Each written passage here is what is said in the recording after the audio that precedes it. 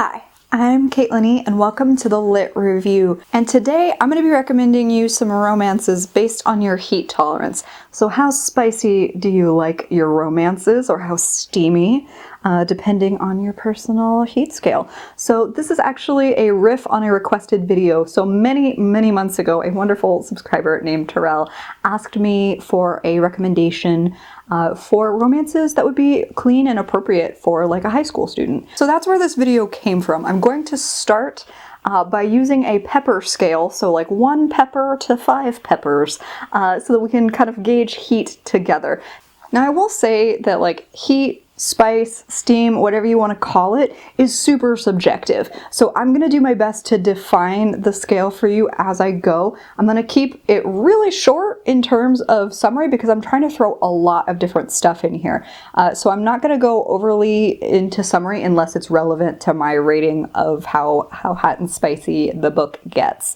So you have everything in this video from like the really clean, mild, sweet romances to like the really in it dark, spicy stuff.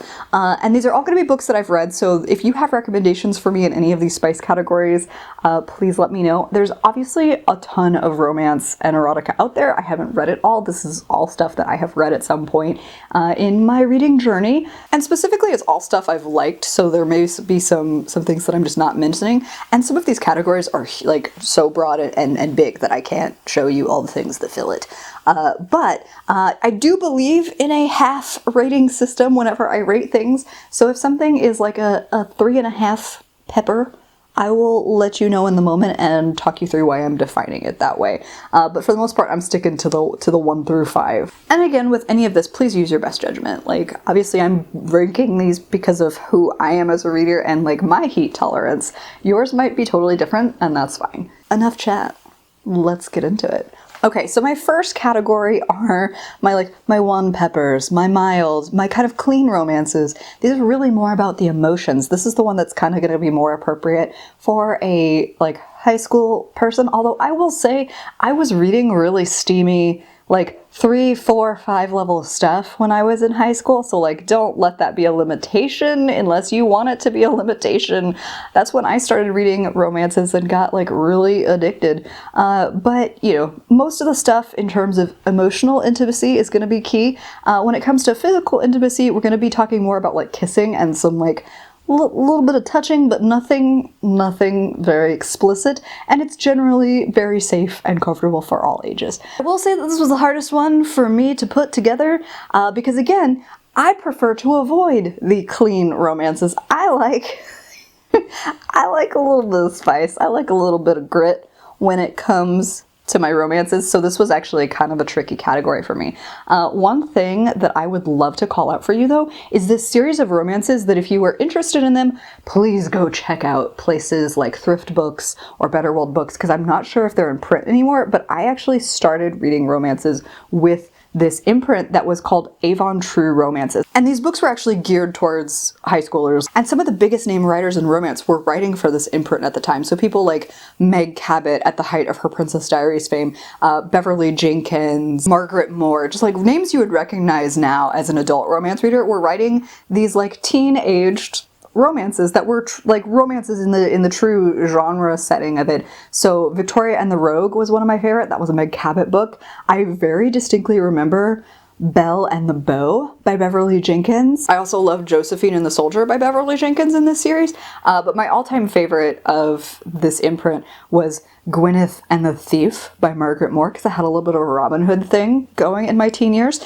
So I would actually love to be able to track these down at some point. They're not very common anymore, but I still highly recommend them if you're looking for something like really mild and sweet that's more emotional based. I thought that was like just such a cool thing that Avon did. Other options for you in the YA category would actually be The Selection by Kiera Cass. I know that series kind of goes like through fits and starts of people loving and hating it, but it is like really sweet and only a little spicy.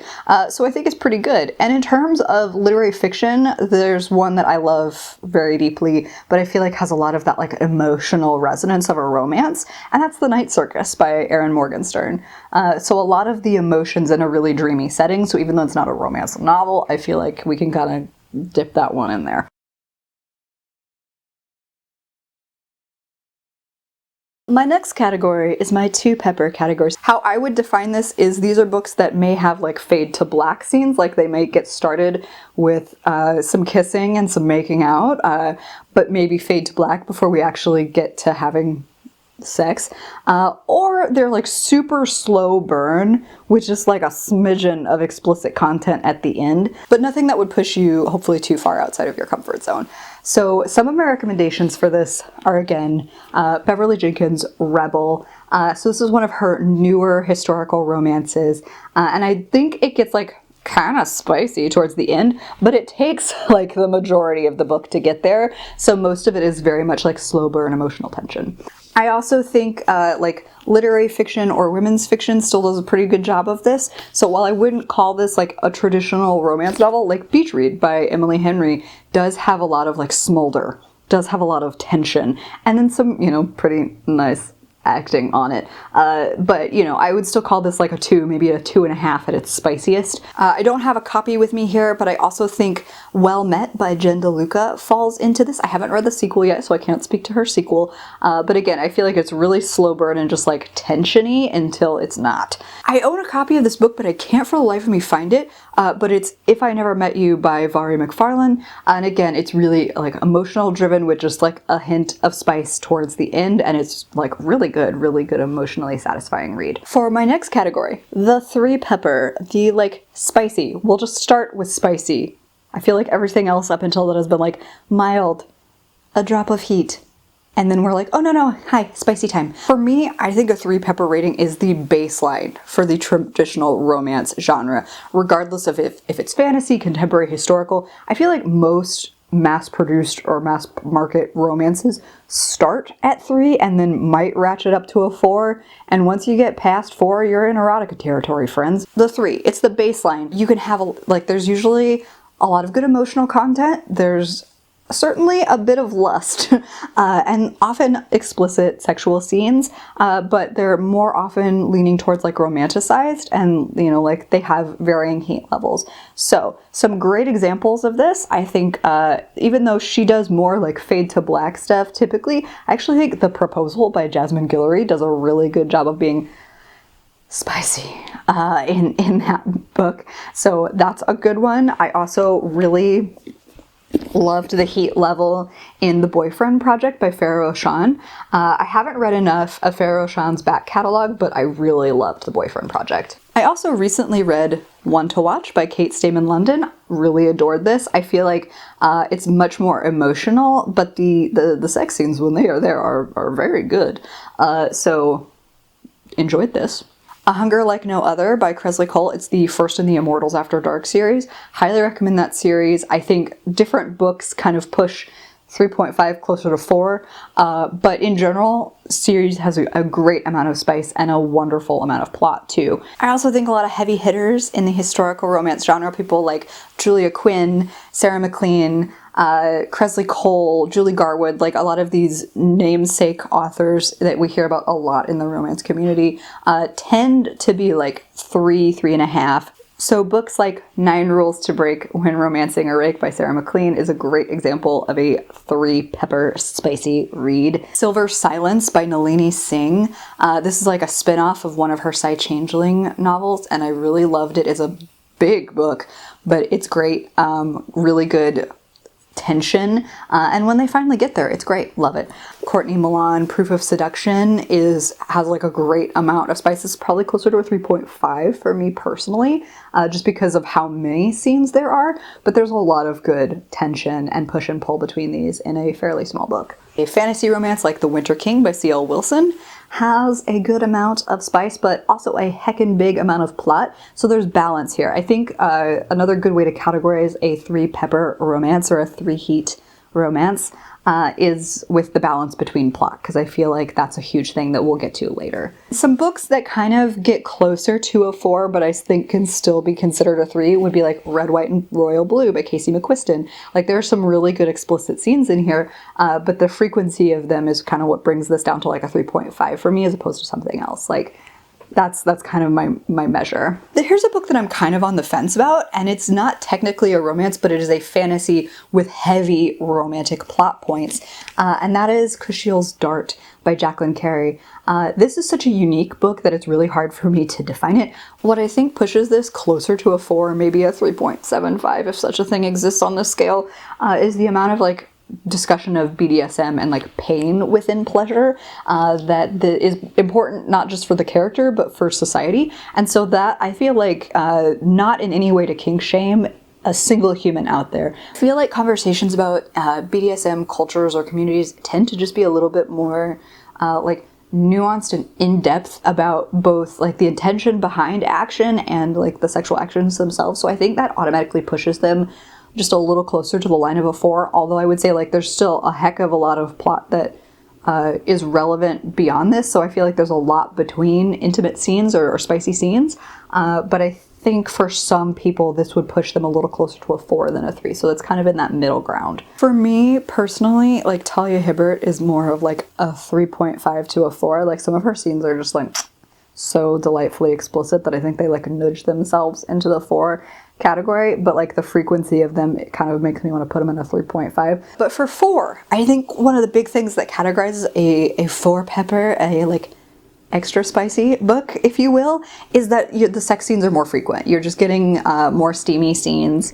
It's like there's still a good balance of plot, but it is like a little bit weighted more towards the steamy scene. I also think you start to see more explicit language in the author's description of what's happening in these scenes, and so that's kind of what pushes some of these books to a 4 for me. So there are plenty of examples out here. Here are just some of like my absolute favorites. A writer that you see mostly in historical spaces. I haven't read this series in a hot minute, but Private Pleasures by Bertree Small. It was like one of her last series, and it was one of her only contemporary series.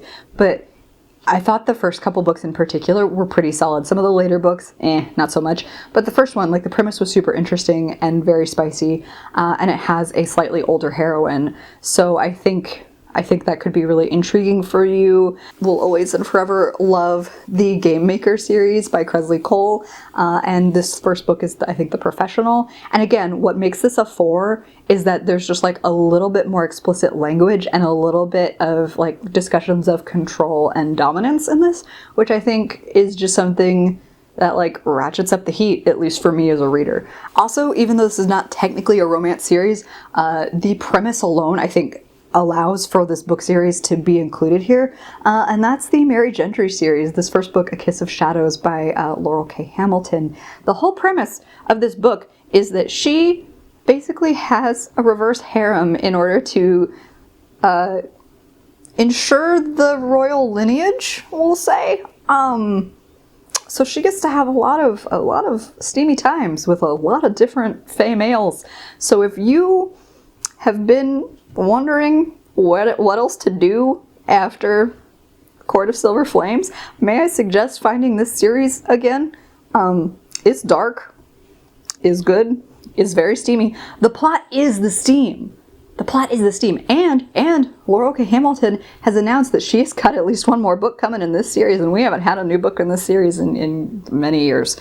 It's actually one of my favorite fae romances, even though it is not technically a romance. It's been more than a minute since I've read it, so I can't tell you like how current or fresh it might feel, but I love this series. I remember loving this series and have been a big fan for a really long time. I am way overdue on a reread, so if somebody would be interested in that, please let me know. When we talk about like frequency of steamy scenes, I usually think somebody like Elle Kennedy is a great example of what makes this a 4.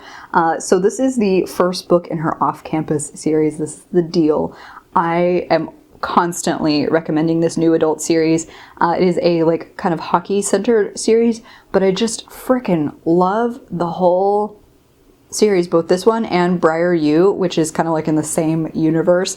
One of my all-time favorite romance series, period.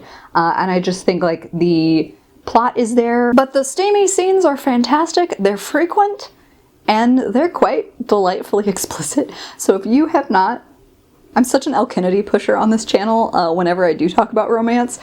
Please read these books. They're fantastic. I didn't even think I liked sports romance. I really didn't. I didn't think that was going to be my genre, but she sold me on it. So this one is getting a 4 pepper rating from me because of the like explicit content, but also the frequency and the BDSM stuff as well. But this is Dr. Bad Boy, and this is an author duo, Ainsley Booth and Sadie Holler.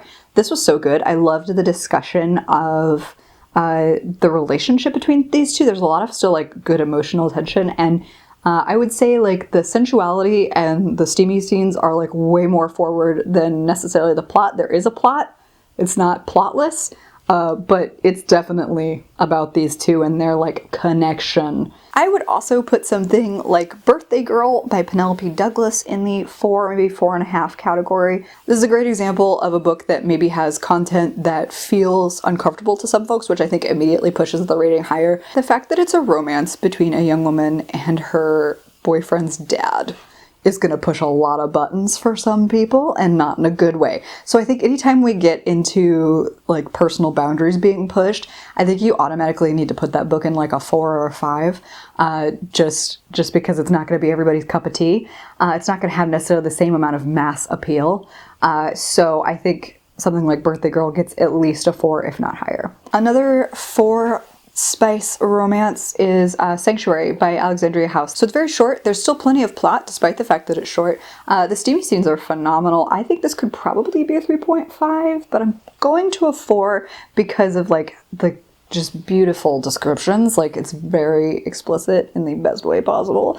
It was very sensual, and I just felt like the level of heat to me, especially because it's a novella format, like kicked it up to a 4. I could see an argument for a 3.5, but anyway, Sanctuary, Alexandria House, solid read.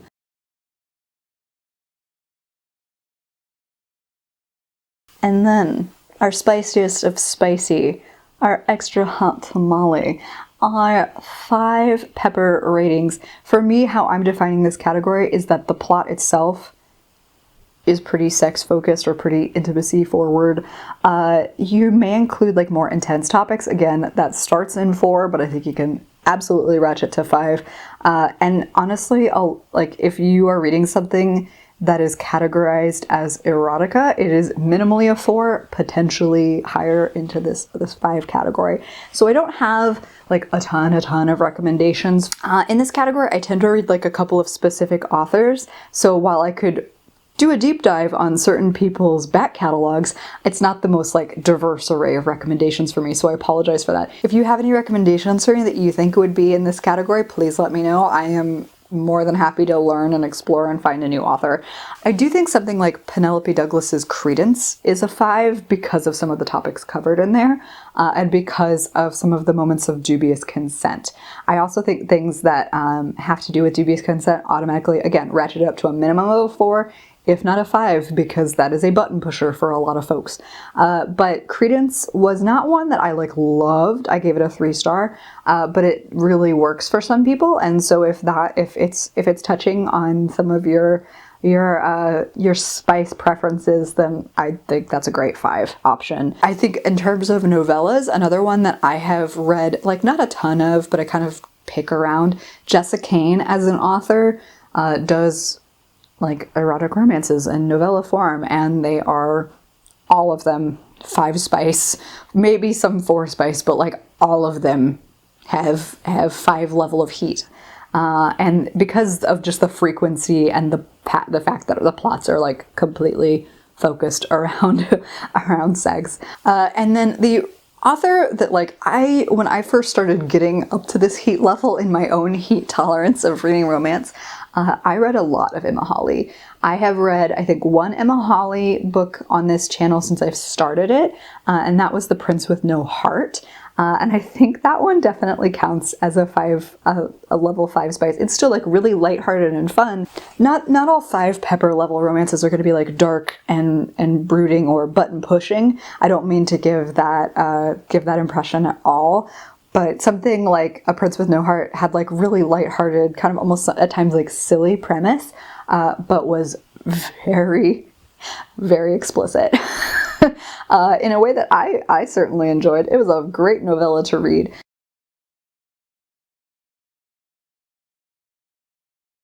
So that's kind of like my broad strokes recommendation of these categories. I would still love to hear from you if you have other recommendations for me. My reading preferences tend towards 3 as the lowest I'll go these days. Like, even though I've read some of the books I recommended to you, like my preferences, if I'm seeking a romance novel, are like 3 and above. So anything in those that you think I would just absolutely adore, please let me know. Hopefully this was helpful or fun, and I hope you found a couple of books that maybe you've never heard of or have been wanting to try. Thank you for spending the time with me. I hope you have a fantastic reading day. Like and subscribe if you'd like to hear more from me or this channel, and I'll see you in the next one. Bye!